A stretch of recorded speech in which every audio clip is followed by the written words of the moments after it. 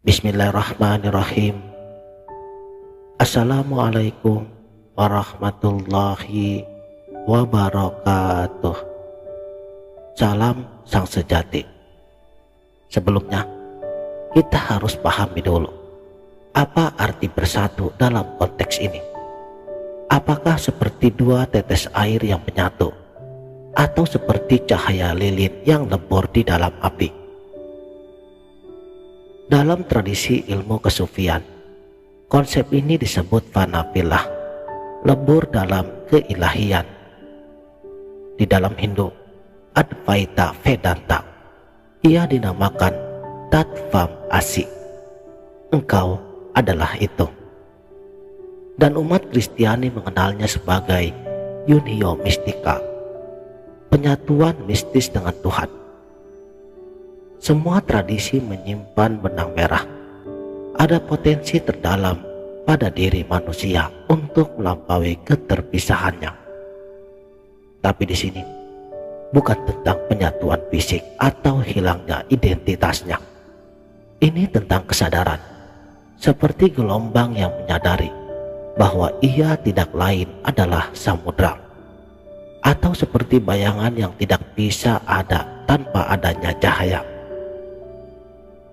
Penyatuan adalah pengakuan bahwa kita tidak pernah terpisah, yang selama ini hanya terlena oleh ilusi ego dan dunia materi. Lalu mengapa kita merasa terasing? Mengapa ada dinding antara aku dan dia? Dan jawabannya terletak pada satu kata: pikiran. Ya, pikiranlah yang membangun konsep aku sebagai entitas yang terpisah. Ia membagi realitas menjadi subjek dan objek, pencipta dan ciptaan. Tapi apa jadinya jika pikiran kita diam? Jika semua label, definisi, dan juga segala batasan telah runtuh, maka disitulah pintu penyatuan hakiki terbuka. Seperti seorang aktor di panggung teater, ia begitu larut di dalam perannya sehingga lupa bahwa ia hanya memakai topeng. Dunia panggung, konflik, suka duka, cinta dan benci, semua terasa nyata. Tapi ketika tirai itu turun, sang aktor melepas topengnya. Ia tersadar, aku bukanlah karakter itu. Begitu pula dengan kita. Selama ini kita terjebak dalam drama kosmis, mengira diri kita terpisah dari sang sutradara.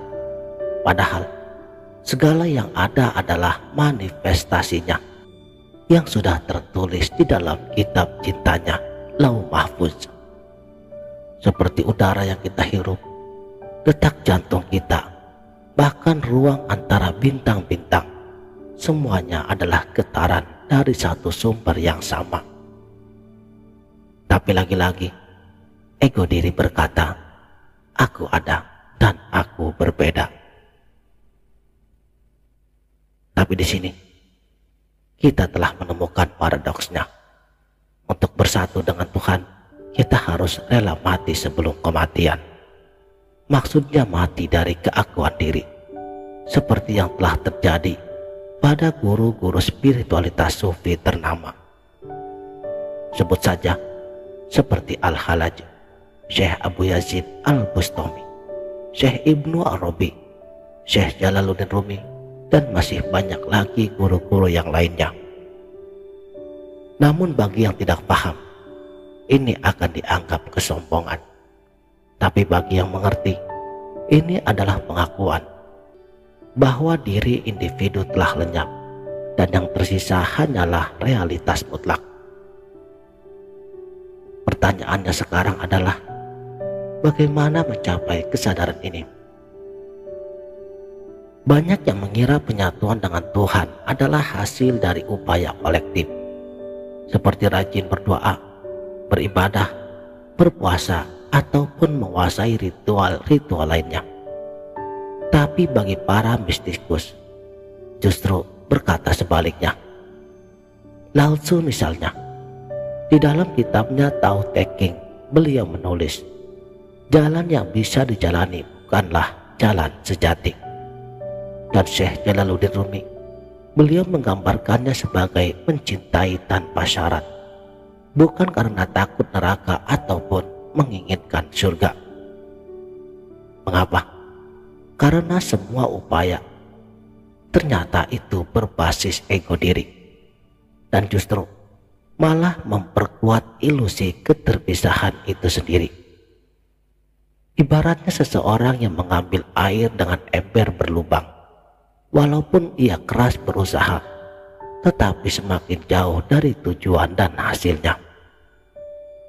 Lalu apa solusinya? Kuncinya ada pada kesadaran murni, mengamati diri tanpa menghakimi, melepas identitas dan membiarkan kehendak ilahi mengalir alamiah. Di dalam Bhagavad Gita, Krishna mengatakan, serahkan semua karyamu kepadaku. Ini bukan pasivitas, tapi penyerahan total dari keinginan pribadi. Tapi bagaimana caranya? Disinilah letak tantangan terbesarnya. Sebab selama ini kita terbiasa mengontrol, menganalisis, dan mengklaim bahwa untuk bersatu kita harus berani masuk ke ruang gelap tanpa pegangan, dan percaya bahwa dalam kehampaan cahaya abadi akan menyapamu. Mari kita dengar kisah nyata, yaitu pada tahun 1944, seorang filsuf Inggris, Aldous Huxley, beliau mengalami pengalaman mistis setelah mengonsumsi meskalin. Di dalam bukunya The Doors of Perception, beliau menggambarkan bagaimana selubung persepsi itu tersingkap. Segala sesuatu bersinar dalam keilahian, dan ia merasa menyatu dengan semesta alam. Atau kisah Sri Ramana Maharshi yang mencapai pencerahan di usia 16 tahun hanya dengan bertanya, siapakah aku ini? Pertanyaan ini menghancurkan semua identitas palsu, nama, profesi, status sosial, hingga yang tersisa hanya aku yang universal. Tapi apakah pengalaman seperti ini bisa direplikasi? Dan jawabannya, bisa iya dan bisa juga tidak.